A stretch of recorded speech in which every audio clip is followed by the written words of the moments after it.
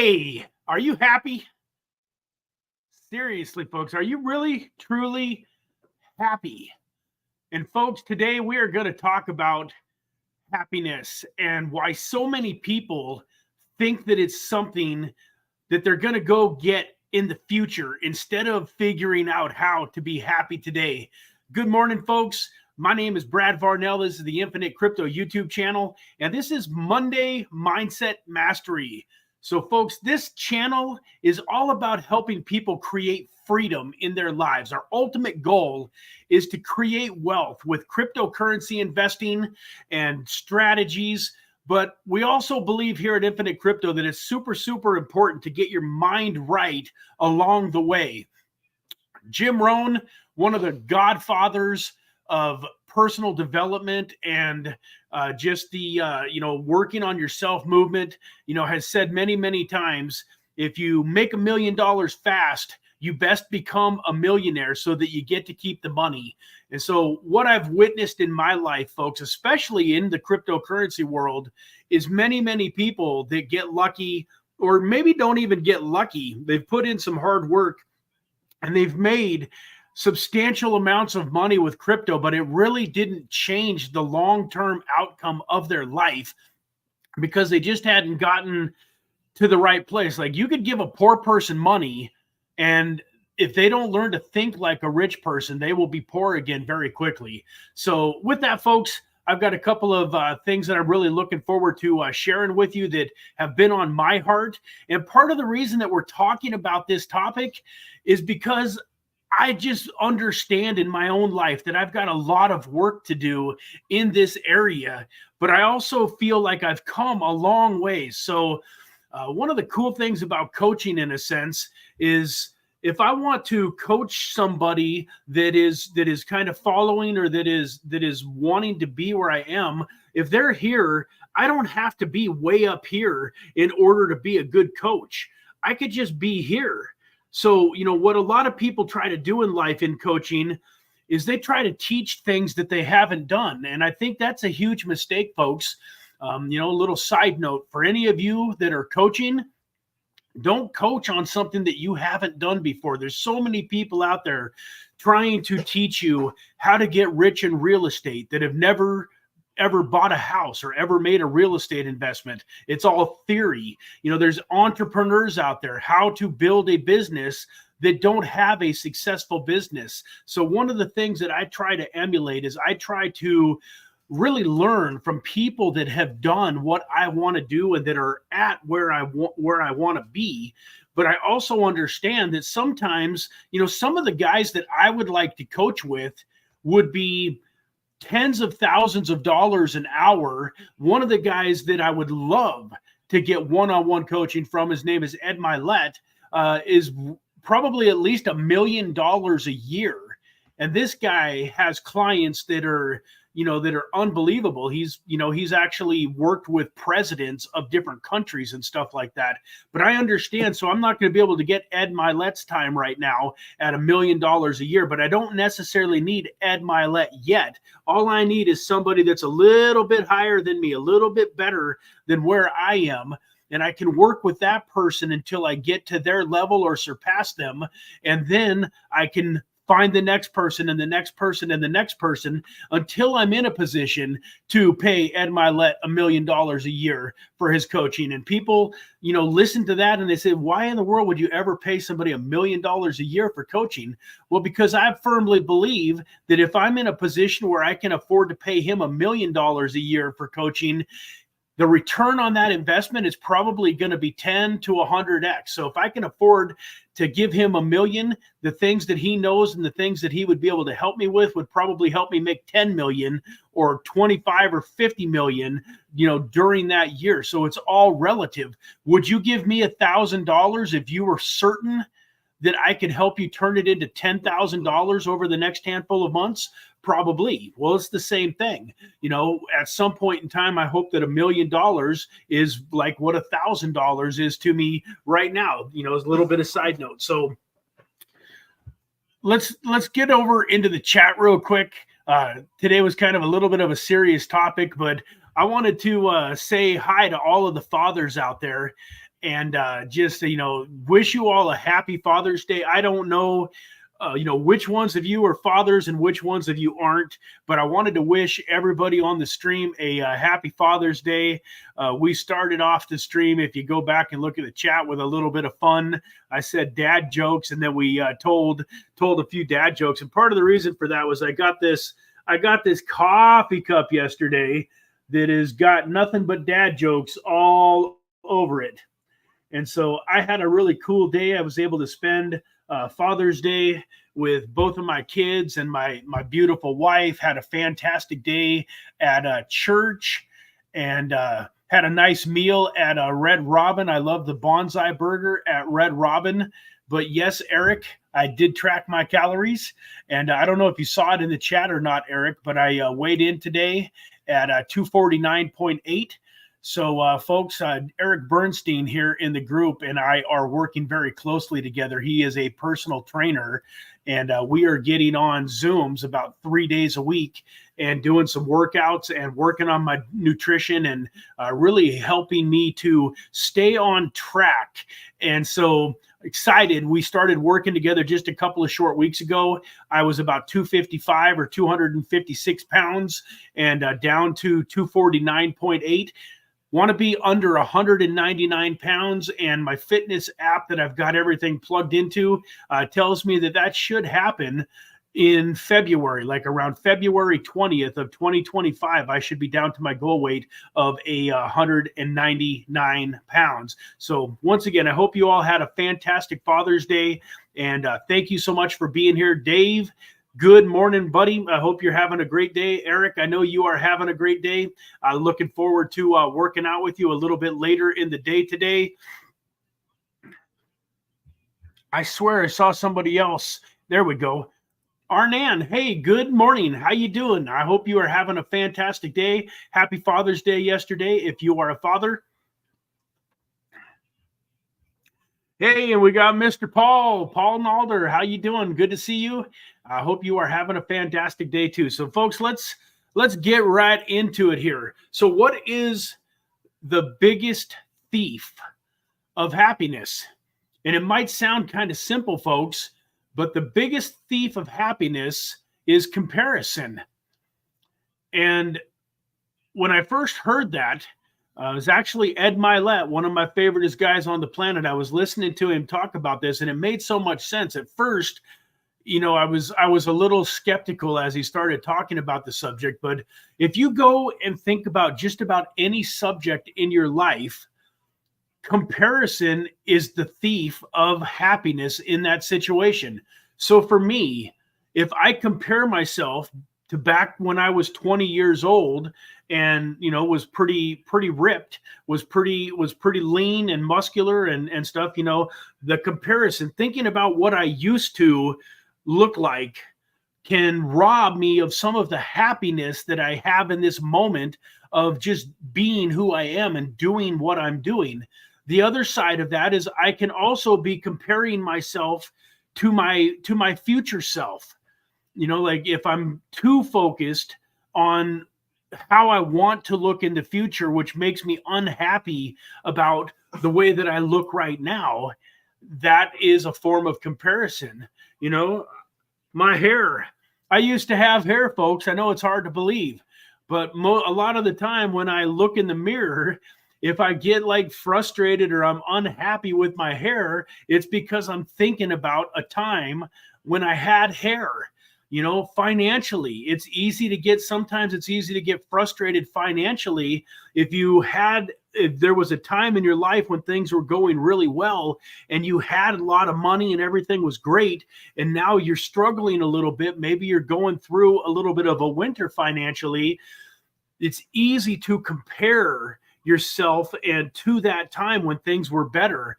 And it's the comparison, with yourself and different times. But let's move on. The other thing that is really, really probably even more detrimental than comparing yourself and comparing your wealth like that to a previous time in your own life is comparing yourself to other people, folks.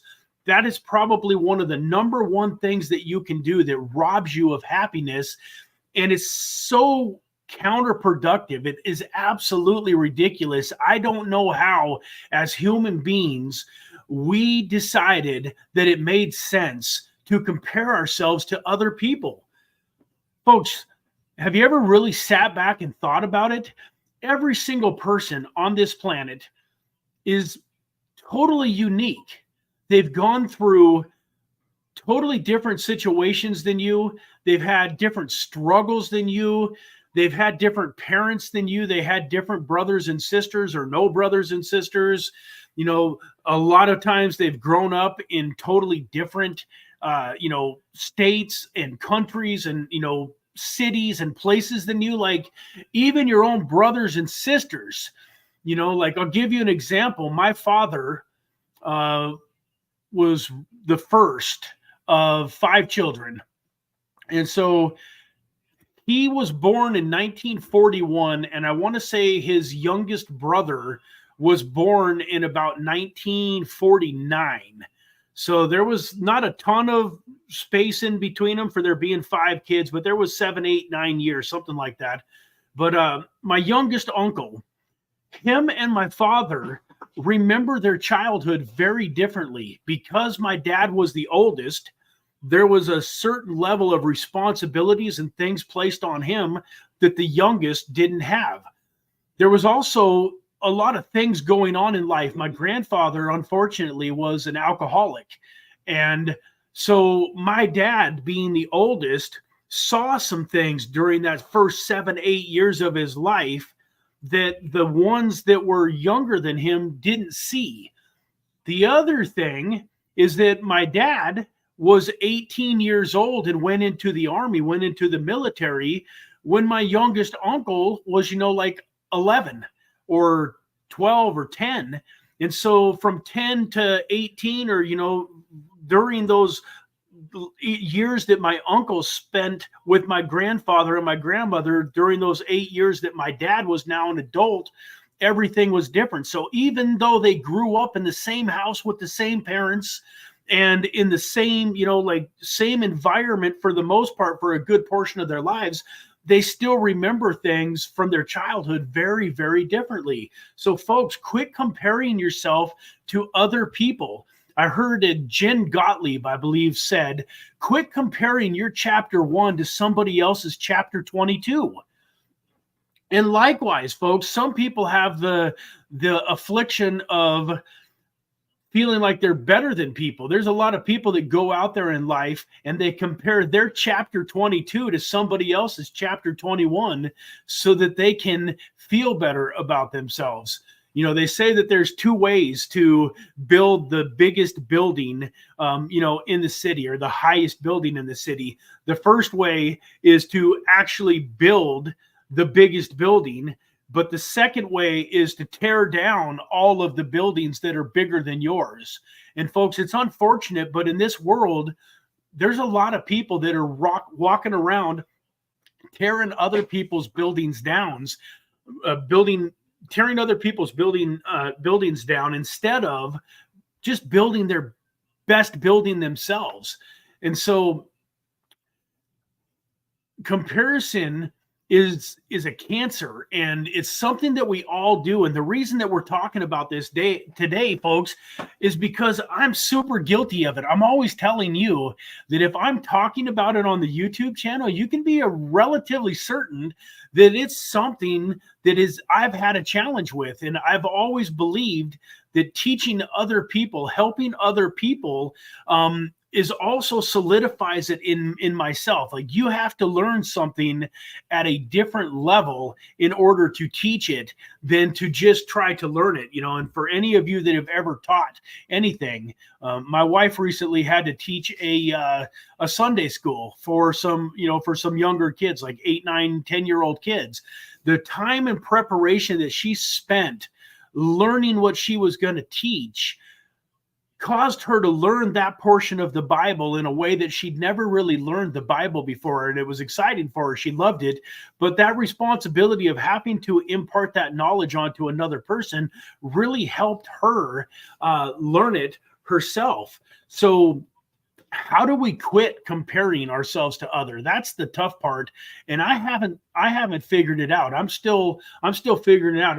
I'm comparing myself to other YouTubers that have more subscribers than I do. I'm comparing myself to, other people. I was just watching. I was showing my wife yesterday. I came across this guy online that has my dream car.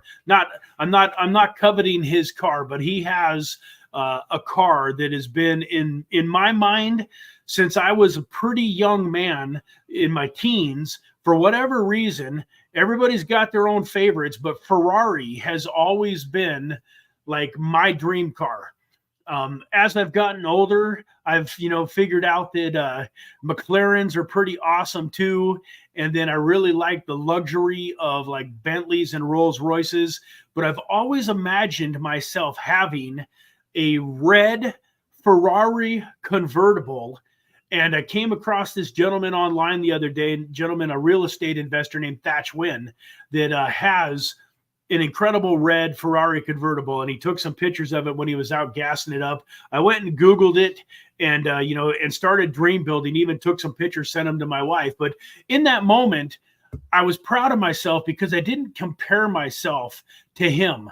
This is a gentleman that has been investing in real estate now for 30 years. He's about my age, but he started investing in real estate when he was very, very young, in his very early 20s. And over the last 30 years, he's developed an incredible real estate portfolio worth hundreds of millions of dollars. This car that he's driving around is just a very, very small portion of his net worth, and just a couple, 2 or 3 of his real estate investments, the cash flow that they produce, make the car payment on that. So it ain't like he had, $500,000 laying around and he went and spent 300,000 or 400,000 of it on this car, and now he's looks good, but he's broke. And so I'm still trying to figure out the how not to compare part. And what I'm really trying to impress upon myself, and I'm really remind myself that everything is in God's timing.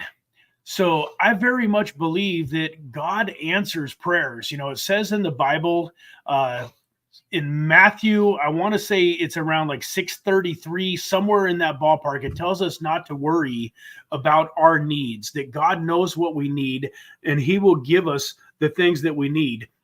And he mentions how well he takes care of, the sparrows in the sky and the animals, and and how beautiful the flowers are. And as important as we are to God compared to animals and flowers, would he not take care of us even better than thee?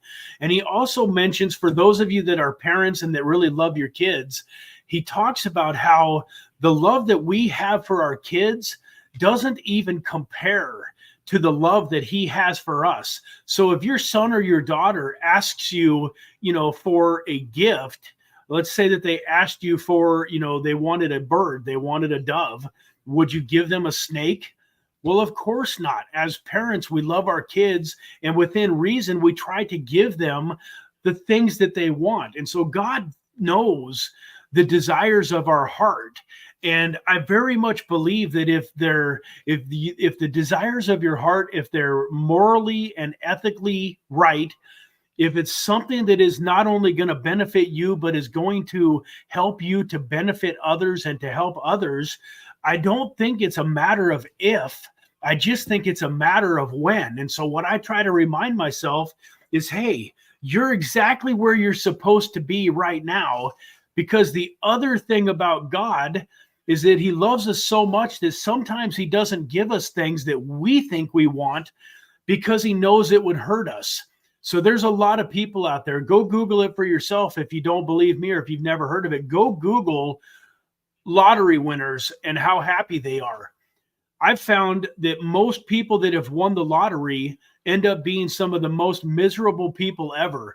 Huge, huge, huge high rates of harming themselves, and all sorts of spectacular ways that they took this money and burned it into the ground. So sometimes maybe if you're wishing for money and it's not coming yet, it's because God wants you to become the person that can handle the money. He doesn't want money to ruin you. You've seen it happen with sports stars too. There's a lot of sports stars. Why is it that the number one draft pick in the NBA or the NFL or a lot of sports, why is it that the number one draft pick flames out and never lives up to their potential so often? Well, I personally believe a lot of times it's because the money ruins them. It makes them soft. Like they had this goal, like they loved football or basketball, probably. You have to love it. But there's a lot of them that just had this goal. They wanted to be rich. They wanted to have enough money to buy their mom and dad a house and have the Ferraris and the Lamborghinis and have this life. And once they sign that contract and they have all of these millions of dollars, showing up at the gym at 3:00 in the morning ain't appealing anymore. You know, I watched a clip the other day. I wish I could pull it up, but I watched a clip the other day where Michael Jordan, mentioned how him and Magic Johnson and Charles Barkley and those guys back in that day, they had to earn what they made. And what he meant by that was, Michael Jordan made billions of dollars in sponsorships, but he didn't make those billions of dollars before he'd ever played a single game in the NBA. Yes, Nike pursued him, and he had Converse and Adidas pursuing him. And the contract that he signed made him some money, but most of the money that Michael made, like with Nike, was because he was smart enough to put into the contract that he got a portion of the sales. So in other words, the work that he did made him the billions of dollars. If the Nike shoes, if the Michael Jordan shoes had failed, if they'd flopped, Michael Jordan wouldn't have made tens of millions of dollars. He had to work. He had to earn it. Same thing with, like he had to go out and be the rookie of the year. He had to go out and create success in the NBA before he really started getting paid the big money. Where nowadays, these guys are not even, they're just the day that they signed the contract with the NBA, they've got tens of millions of dollars in their pocket. And so he really believes that it's kind of part of the reason that this generation of sports people seem kind of weak compared to some of the older generations. And now for some of you young guys out there that are like 20, 25 years old, you're probably like, what are you talking about? Today's generation is awesome. But I come from, watching Wayne Gretzky, rough it up in hockey. And here this little guy, the little skinny, white guy, one of the smallest guys on there, but he, tenacity and grit. And, watching, the football players back in the 90s, like the Walter Paytons and the Emmett Smiths. And, I'm a Steelers guy, so I love, Terry Bradshaw. And that guy might not have been the most athletically gifted guy by a long ways, but he had grit, and he was tough, and he took some shots and kept on moving forward and stuff. So my point is, folks, that sometimes what you want is coming, but you cannot. I used to have a lot of people in my life that use the term, I'll be happy when. And anytime you use that sentence in your life, you're setting yourself up for failure, folks. If you say, I'll be happy when, it's a lie. It's a flat out lie, because I've seen people that have done that, and then they got the thing. I'll be happy when I have $1 million. I'll be happy when I meet the girl of my dreams and I get married. I'll be happy when we have kids. I'll be happy, I'll be happy, I'll be happy. Folks, the secret of life is to be happy right now. Like, the time that we have on this earth is gone in a heartbeat. It feels like a long time, but I'm telling you, compared to eternity, the time that we spend on this earth is absolutely nothing. And it's way too many people are going through this life absolutely miserable. And I mean, at least if you've got I'll be happy when, at least you have some hope for the future. I also know another category of people, and I'm not really talking to those people because I don't think any of them are probably taking the time to get onto this YouTube channel today. But there's a lot of people out there that are just living a life of desperation, that are never going to be happy. They don't have any hope. They just think that life is going to be what it is, miserable for them in a lot of cases, and that's just what it is. That's just, that's the cards they were dealt. And it's, they grew up in a bad family, or they grew up on the wrong side of the tracks, and that is, just is what it is.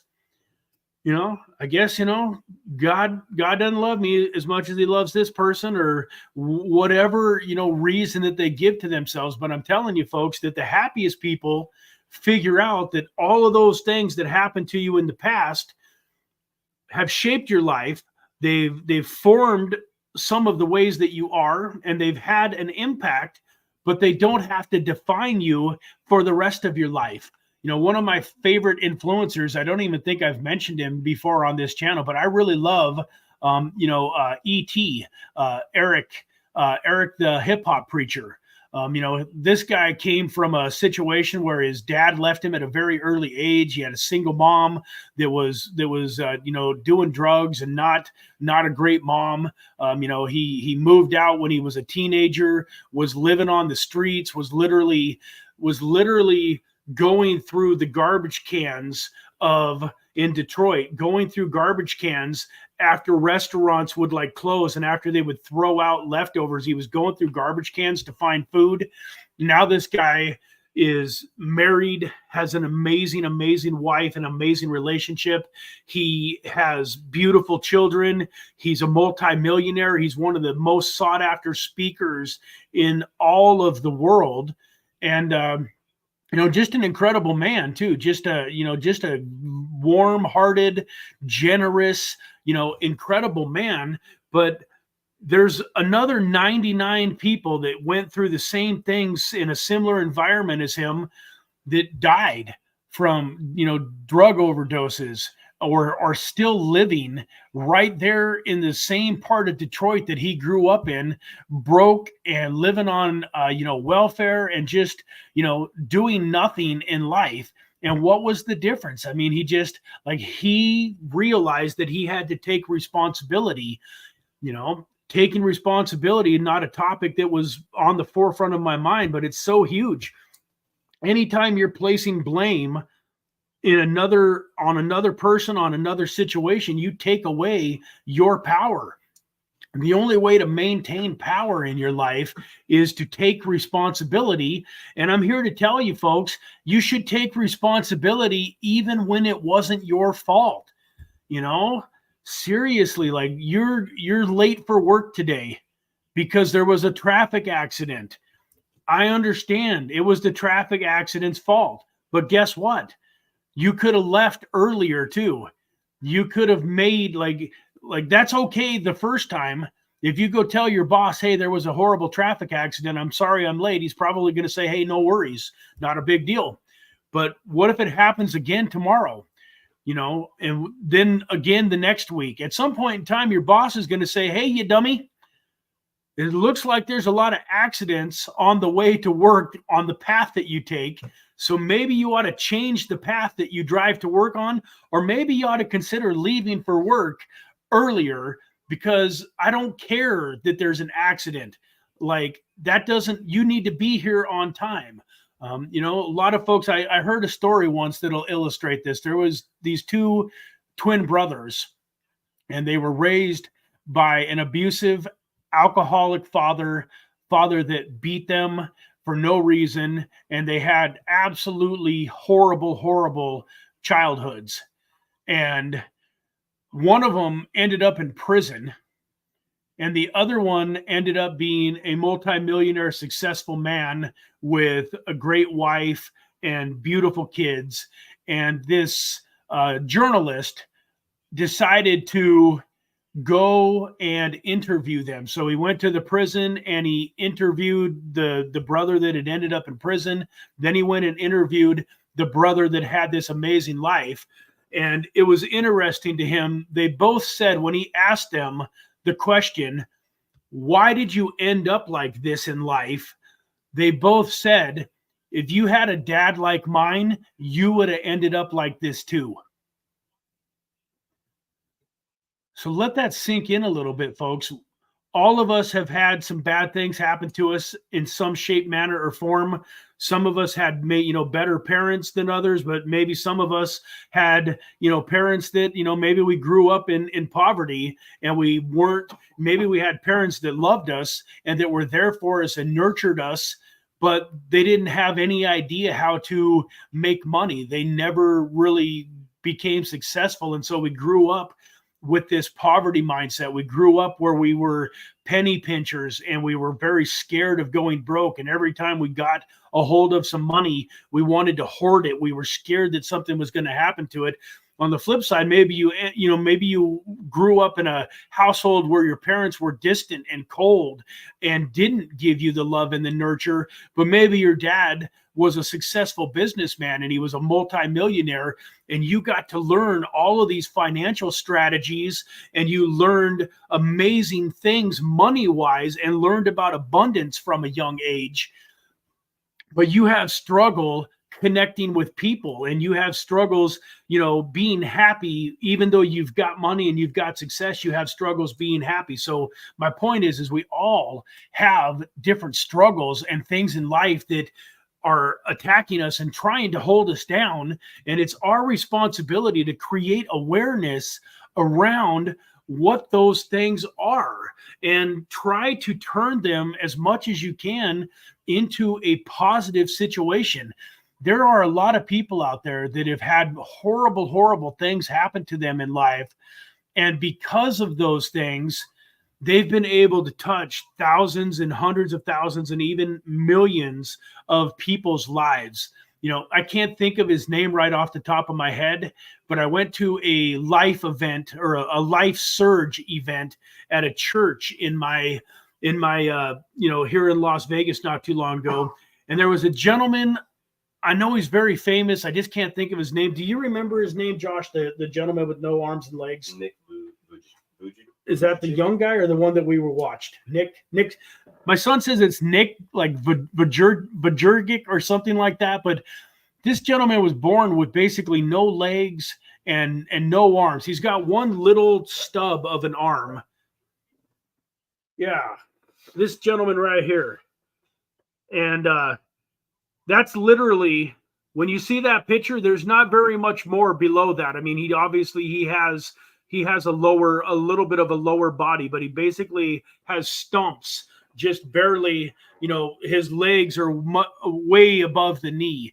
Anyways, this guy is absolutely amazing, and he's married, he's got kids, but he goes all over the country, and he basically gives people hope, because if he can have the life that he has, he basically says, what is your excuse?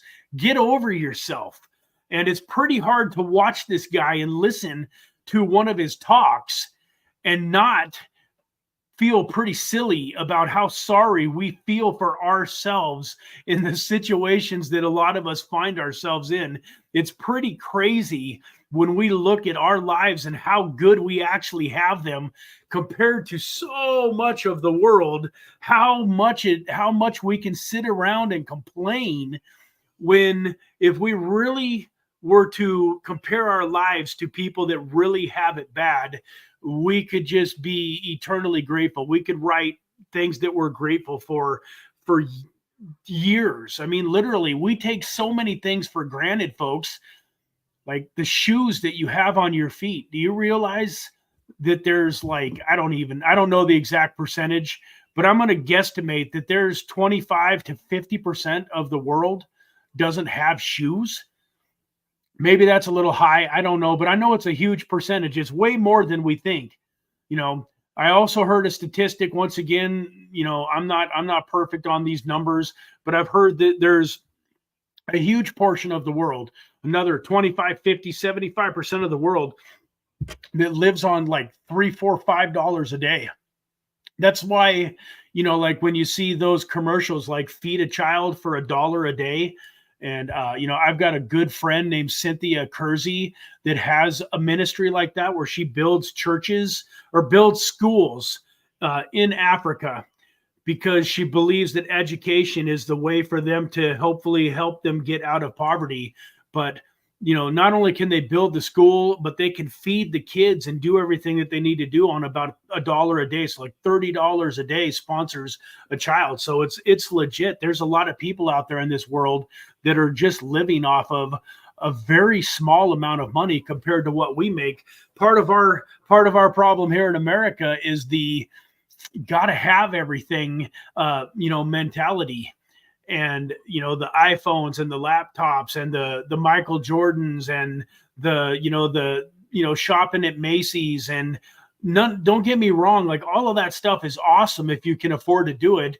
But what happens with so many people is they want to look like they can afford it. They want to look like they're rich. They want to impress other people. Comparison. They want other people to look at them and go, oh, man, he must be doing fantastic. Look at that BMW. What they don't know is that guy or gal that are driving that BMW and have that $1,200 car payment, it's due on the 20th of this month, and it's the 17th right now, and they ain't got the money. And they go to bed with tears in their eyes trying to figure out how they're going to come up with the money for the BMW, where if they would have just bought the Hyundai Sonata for $400 or $500 a month, they could be driving it around and have extra money to use for other things in life. Now, don't get me wrong. I like BMWs. I like Mercedes. I just talked about a Ferrari being my dream car, and I'm going to have one. But wait until you can afford it. That is another thing. I said there's 3 things that kind of rob you of your happiness in the title. So the first one really is comparison. And I went on a long tutorial and talked about a lot of different stuff that wasn't necessarily comparison, but it's all part of the lesson. But the second thing is not being willing to delay gratification. That is a huge, huge, huge stealer in life. For me, I've had a challenge in the past, not anymore. I'm working it, I'm overcoming it, but I've had a challenge in the past delaying gratification when it came to my weight loss and my health. I wanted to have the immediate gratification of the double cheeseburger and the pizza and all of the sweets. Like I walked into church last night or yesterday, and there was a big wall of donuts. They literally had gotten donuts and were giving out donuts to every single dad that walked through the door. And in the old days, I would have said, it's Father's Day. I'm going to have a couple of donuts. What the heck? I would have chosen what I wanted right now instead of choosing what I want most. And that's one of my favorite sayings. The chief cause of failure and unhappiness is choosing what you want now over what you want most. All I'm simply doing in my life to get to the goal weight that I want is I'm choosing what I want most. So yeah, do the donuts look great? Absolutely. Yesterday when I went to Red Robin, I made healthier choices. I got a bonsai burger, but I also got broccoli instead of the French fries. And I didn't use half a gallon of ketchup and some of the stuff that I would have used to. I probably ate at least half as many calories at Red Robin yesterday as I would have normally. I didn't have any dessert. It's Father's Day. You got to have a piece of cheesecake or some carrot cake, or they've got this mud pie, this ice cream mud pie thing with hot fudge drizzled all over it. I absolutely love it. It's probably a couple thousand calories all by itself, but I didn't have it. I didn't even have one bite of a sweet yesterday. It's because I'm trying in my life to choose what I want most instead of choosing what I want now. Well, financially, most people, and the reason that most people are struggling, I know inflation is high. I know there's some things wrong with the economy, but the fact of the matter is most people turn 18, 19, 20, and they go out into life and they can't afford the clothes that they want. They can't afford the furniture that they want. There's a lot of things in life maybe that they can't afford. And so what's the first thing they do? They get credit cards and they go into debt. And what's the next thing they do? They can't really afford a car, but it sucks to have a car that's breaking down on you and you can't really afford the repairs on a new car. So you go get a new car, and now you've got that new car payment. And very quickly, most people get trapped at a very young age where they're living above their means. They're literally spending more money per month than they make. And that's a recipe for disaster. And I bet you there's a lot of people watching this video that still are spending more money than they make. So if you spend all of the paycheck and all of the money that you have on life, and then you still got to use a credit card a little bit too, that means you're spending more money than you make. Well, delayed gratification. One of the number one things that wealthy people do is they delay gratification. They save their money, they create assets, they invest rather than going out and buying everything that they want. They invest their money until their investments will buy them what they want. So they live beneath their means. I was listening to a gentleman, Myron Golden, the other day that is making multiple millions of dollars, and he flies private, and he has an incredible life, but even like his flying private is a business. He's got clients that fly with him, that pay him. And he actually, when he decided to start flying private, it cost him $1.7 million that year to fly private. But he created a coaching program and created the ability for people to fly with him on his jet that made him about $3.7 million, if I remember correctly. So it was actually a net positive. But my point is his business pays for some of that stuff, but he literally only pays himself about a $10,000 a month salary. $10,000 a month covers his mortgage payment, covers most of his everyday life. Like if something happened to his business and he had to give up some of the flashy cars and the airplanes and stuff, he could literally live on about $10,000 a month. And he said he paid himself $10,000 a month for years after he could afford to live off of more. I know another gentleman named Brian Carruthers that was a part of a company that I worked with many years ago that was making around $100,000 a month in that company. But he talked about how he only spent $10,000 a month. He lived on $10,000 a month for a few years while he was making $100,000 a month. That's how you create financial legacy. I don't remember the exact Bible verse, but it basically in the Bible, it says, leave an inheritance for your children's children. And Myron Golden talked about this the other day, and I love that. He said, if you're not leaving an inheritance for your children's children, then you're doing something wrong and you're not listening to the Bible. And another rant that I'm going to go on here real quick is, folks, if you're a Christian and you think that that means you're supposed to be broke your whole life, I want to implore you to please go really study the Bible, because that is not what the Bible says. The education around money when it comes to Christianity is one of the most mistaught subjects in the world, in my opinion. God says it right in the Bible. Leave your children's children an inheritance. How can you do that if you're broke? How can you do that if you can't pay your own bills? God put us here to create abundance. What we do with that abundance is what's important. God doesn't want to give you millions of dollars just so that you can go be selfish with it and buy purses and cars and houses and travel and have the time of your life and do no good for God's kingdom and good for other people. But man, if you're making millions of dollars and you're helping other people and you're giving to the right places and you're helping people and doing good with that, God loves that, and he wants us to have abundance. So one of the first things that you got to do, you got to get that out of your head. If you're a Christian and there's a part of you that feels guilty about making money, you got to do whatever it takes to overcome that. It's a lie that you were told. I promise you, when you were born and you came out of your mama's womb, you did not believe that money was evil and that rich people were evil and that rich people were greedy and that as a Christian, you shouldn't have wealth. You didn't. That was all taught to you when you were defenseless. It was all taught to you as you were growing up when you were totally defenseless.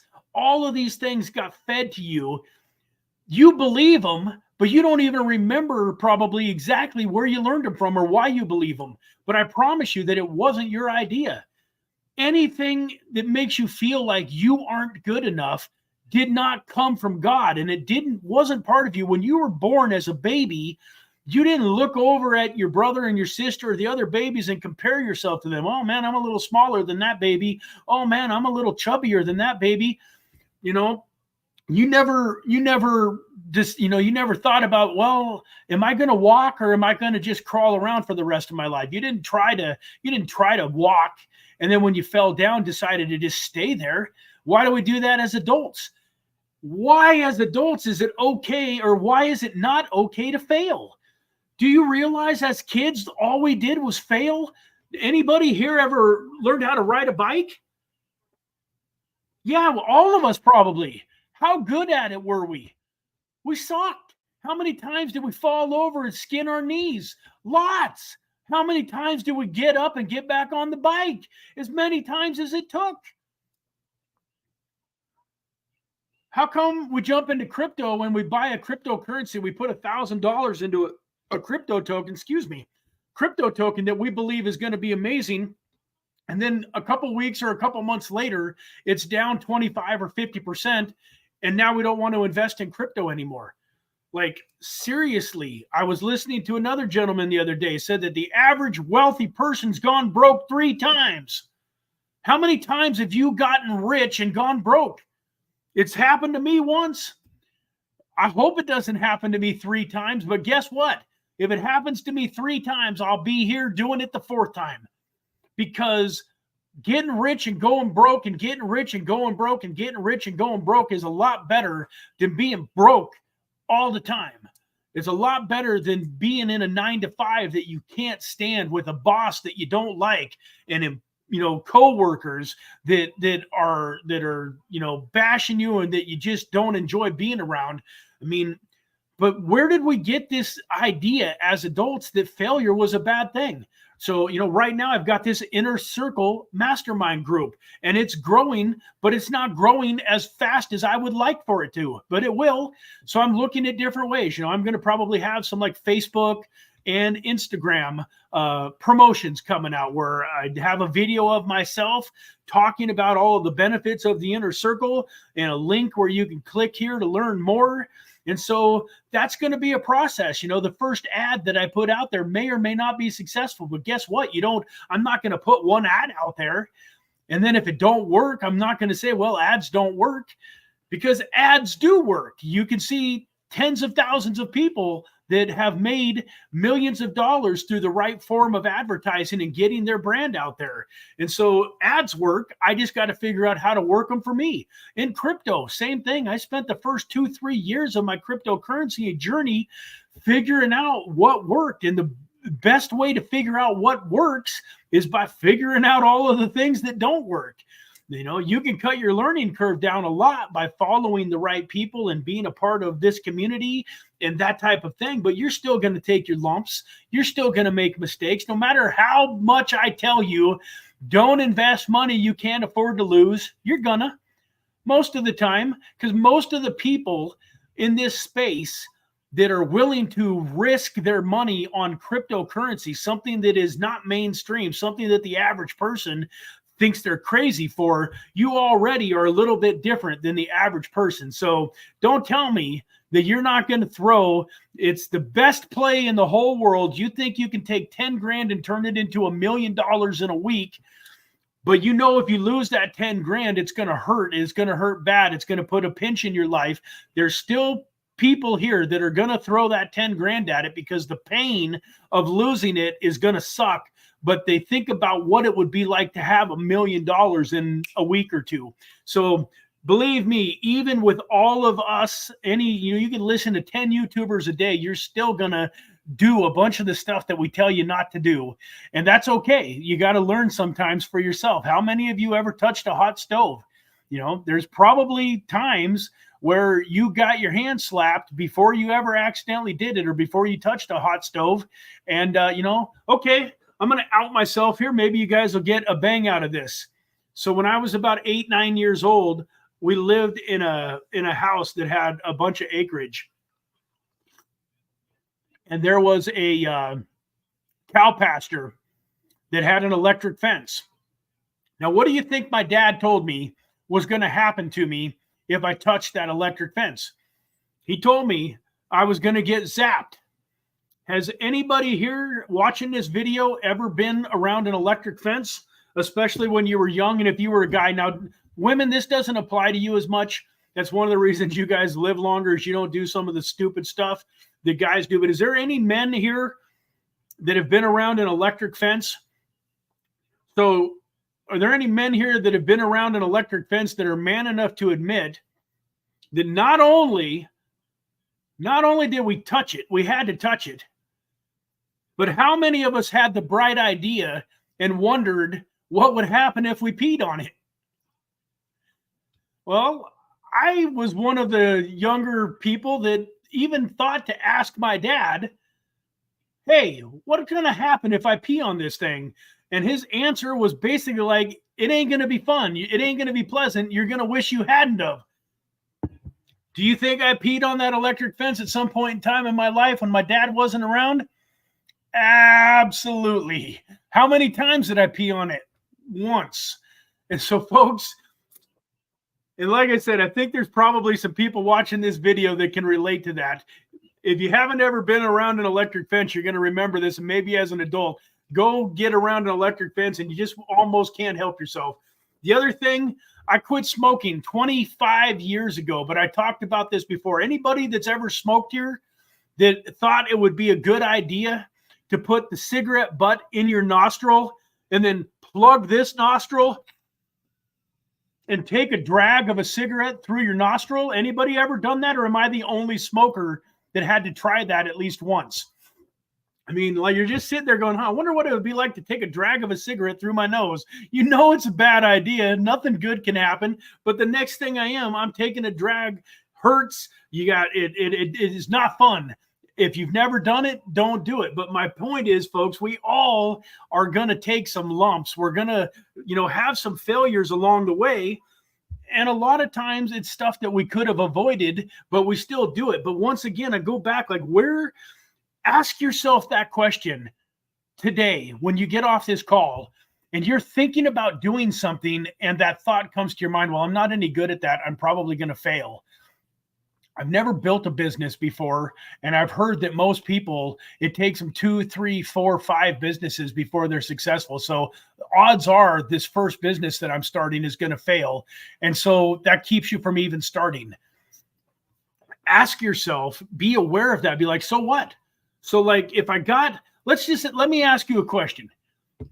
If I told you that if you started and failed in 9 businesses, your 10th business would give you all of the freedom, all of the dreams. You'd be able to take care of your wife and your kids, or your husband and your kids, or whatever, your parents. You'd be able to retire your parents. You'd be able to have the absolute house of your dreams. You'd be able to live right on that lake where you want to live, or you'd be able to live oceanfront, or you'd be able to have, 100 acres in Texas where you could go hunting and fishing on your own land, whatever, your dream. You could have everything that you ever wanted, but you had to fail at 9 businesses, but you were guaranteed, and you knew it, like you believed it. You knew that 10th business, you were absolutely guaranteed to crush it in that 10th business. Would you get started? I know I would. In that situation, what would you want to do? The goal would be to go through these businesses as fast as you can. Get in the first one, and when it failed, you'd say, hallelujah, only 8 more to go. When the second one failed, hallelujah, only 7 more to go. When you got to the 6th or 7th business, imagine how excited you would be. Man, I'm on 7 businesses. I only got to fail 2 more times, and I'm going to have everything that I want in life. But most folks never even start their own first business because they're afraid that it's going to fail. Most people never buy their first cryptocurrency. I know you guys think this is crazy, but I'm telling you, there's millions of people watching these YouTube videos, watching these influencers, watching people talk about how much wealth can be created in crypto that have never bought a crypto. Dude, if that is you, don't let it be you anymore. Buy some crypto. The worst that can happen is it goes to zero and you're out a few dollars. You've been broke before. You've lost some money before. It ain't that big of a deal. How many of us have left our wallet someplace and the person that found it didn't give the money back? You know, then you were out 100 or 2 or 300 or whatever you had in your wallet. Guess what? You made more money. I promise you, if something happened where you got stripped of every single thing that you own, you literally had a suitcase full of clothes, and you didn't own a car, you didn't own a house, you didn't own anything, you got fired from your job. If you're resourceful, if you're a successful minded person, you could drop me off in a strange city where I don't know one person with no money in my pocket and the clothes on my back, and I'm going to figure it out. I'm not going to just go lay in a gutter and die of starvation because I don't have any money for food and I don't know anybody. You would get resourceful. It wouldn't take me very long at all, man. I'd walk right while I was looking clean and looking halfway respectable. I'd start walking into restaurants and asking the owner, hey, do you have any type of a job that I can do? Man, I just got dropped off in this city and I don't have a job. I don't have any money, don't have a place to live, but I'm the hardest worker, most positive guy you ever met in your life. Man, you got anything that I could do? And before the day was over, I would have enough money coming in to at least feed myself. And if I had to live on the street for a little while, that's okay. I go get myself a $10 membership at a Planet Fitness or something like that so I could take showers. And I guarantee you that within a year or two, I'd have a place of my own. I'd have a car of my own. I'd have clothes. I would have wife or girlfriend. Like if I was starting over single, like I would have it all back. So quit being afraid of losing the things that you already hate. Like seriously, a lot of people are like, man, I hate this job. I would really love to do this, but they're afraid to quit their job. Why are you afraid to quit your job if you hate it? Go do what you love. The worst that can happen is it doesn't work out. And you'll find out, folks, that when things don't work out, it's okay. So last year, in order to make some extra cash, I decided that I was going to work for a solar company. I literally spent my own money to fly to Texas a couple of different times. And then I spent some money going to California for like 2 weeks at a time. And it was just like straight work. And I was actually door knocking. I was knocking on people's doors, setting appointments. When I set an appointment, a person would come in behind me and they would try to sell that person solar panels for their homes. It was very, very, very lucrative. It was hard work, especially mentally. It was lucrative, but I literally was on a Zoom call on Sunday night and I went to Texas on Wednesday. Paid for my plane ticket. The guy was like, hey, you got to have some skin in the game. We'll put you up. We'll pay for your lodging, but you got to pay for your plane ticket. I had to pay for all of my food. So it wasn't a free trip by any means. And that very first trip, I went and one of the appointments that I set, the deal closed and I was scheduled to make, probably about $4,000 or $5,000. So it wasn't a bad couple of weeks. It wasn't great, but it wasn't bad.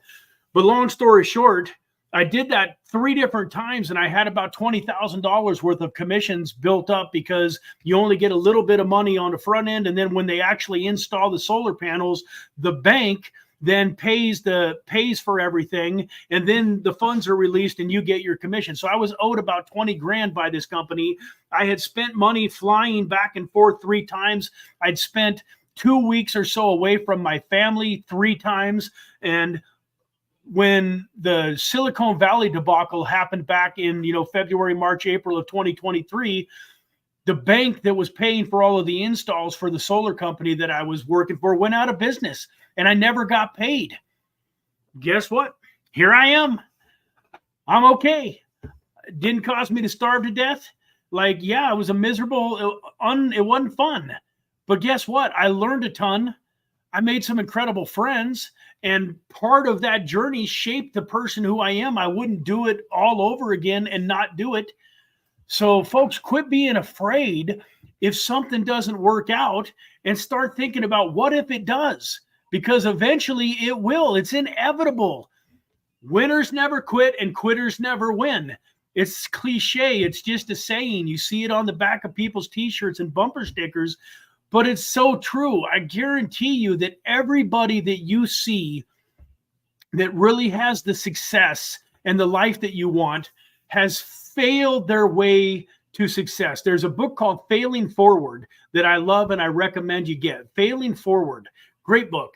But man, all life is failing your way to success.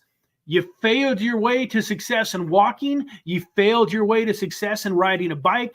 You failed your way to success in talking. You remember, you ever been around little kids and the gibberish and the way that they talk, and it's all cute and funny in the moment, but like they don't give up and say, hey, I can't learn how to talk. I'm just gonna make hand signals, give me some food. I mean, it sounds silly, folks, but seriously, everything that you're good at now, you were bad at some point in time in your life, but for whatever reason, like you got a job. When you got this new job, you sucked at it, but you needed your rent paid worse than it hurt to suck at your job. So you kept going to your job week after week. And guess what? After a few weeks, you didn't suck at it anymore. It wasn't uncomfortable anymore. And it became normal. It became easy. Well, success is easy. It just ain't easy in the beginning, but if you continue to work towards success, success is easy. I don't sit here in front of my computer all day long going, oh my God, making money in crypto is hard. Oh, it's rough. I don't know what I'm going to do. Why did I choose this career? Oh man. But I remember sitting here at my desk the first year of crypto, thinking it was hard, being scared to death to send crypto from one wallet to another.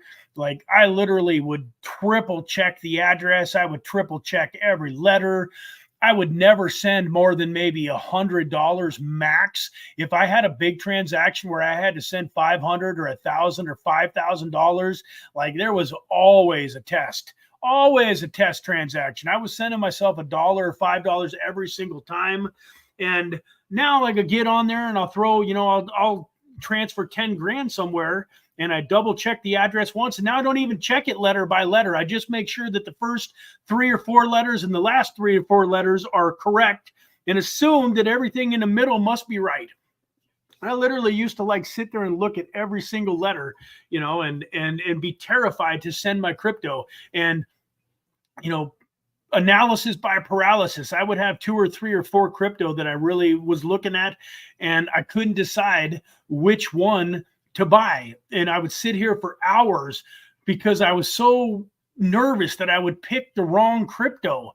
And then it would create this anxiety in me, and I got tired of it. But I noticed every time I just decided, okay, this is what I'm buying, and I went and bought it, that anxiety went away. So the anxiety, this is another alpha for those of you that have anxiety. Anxiety lives in indecision. Once you make a decision, a huge portion of this, of the anxiety will go away. I've had it on the flip side. I don't know if any of you have ever had to sell a crypto to pay a bill or to go, on vacation or to live your life. But I've sold a lot of my crypto. One of the most stress-filled, anxiety-filled times that I have is when I want to sell a crypto to create some liquidity for my life. And I'm sitting there looking at 10 different cryptos going, which one do I sell?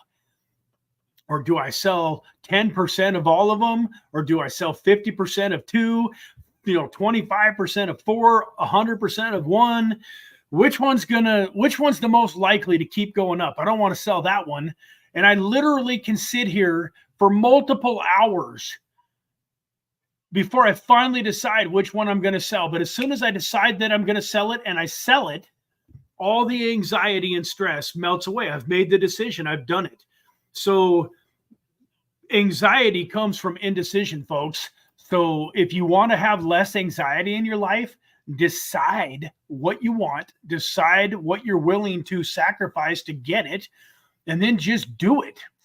There's a big decision between the word decide and try. Anytime my kids or my wife or even I hear myself say, well, I'm going to try to blah, blah, blah, I immediately correct them. Like, we don't use the word try in my household. You either do it or you don't, but there ain't no trying. You're either going to do 75 hard or you're not. but there ain't no trying. If you say you're going to do 75 hard, you're going to do 75 hard. There ain't no, I'm going to try. And then, a few days in, I didn't, it ain't working. I messed up, you do it. And so on and so forth. I'm not trying to create a YouTube channel with 100,000 or 1 million followers and create this huge brand. I'm doing it. Like, I've decided this is what I'm going to spend, the rest of my life doing, and I'll take it a step at a time, just like the way you eat an elephant, one bite at a time. But decide what you want, and just decide that you're going to get it. I love the saying that success is rented. You have to pay for it every day, and there's no discounts at the counter of success. You have to pay full price. So just be willing to pay the price. What a lot of people do is they say, well, I'm willing. I want to be successful if, like, long as I don't have to work too many hours. I want to be successful if it's not going to cost me, too much of my money. I want to be successful if I don't have to, risk losing my job before my business is to the point where it can really support me. I want to be successful if. And I found in my life that anytime you have an if, it happens. So most of the time, whatever you don't want to sacrifice to be successful is exactly the thing that you're going to have to sacrifice in order to be successful. It's always what you don't want to give up that is what you have to give up in order to get to where you want to be in life. Man, family vacation this summer. I can't imagine telling the kids that we're not going to go to Disneyland, and instead I'm going to invest that money into crypto, and then we're going to be able to go to Disneyland in style next year. And don't get me wrong, maybe that's a bad example. I don't want you to not take your kids to Disneyland, but the fact of the matter is, if you had a crystal ball and you knew that 10 grand that you were getting ready to go drop on that Disneyland trip was going to turn into $100,000 over the next 6 to 12 months, or even 2 or 3 or 400,000, $500,000, I guarantee you that your kids and your wife would understand if you said, hey, instead of going on this trip this summer where finances are kind of tight, we got to stay at a Motel 6 instead of a nice hotel, we got to rent a small car instead of a Cadillac Escalade.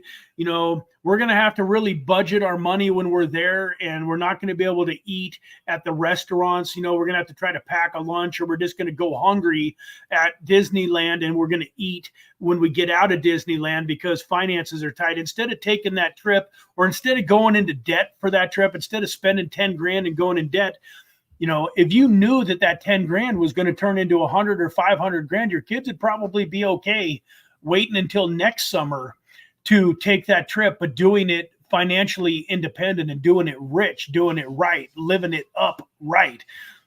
Rather than going and renting a rowboat and spending a couple hours rowing on the lake, you're able to rent, a ski boat and go water skiing, or rent a yacht and go out and, and be on a yacht.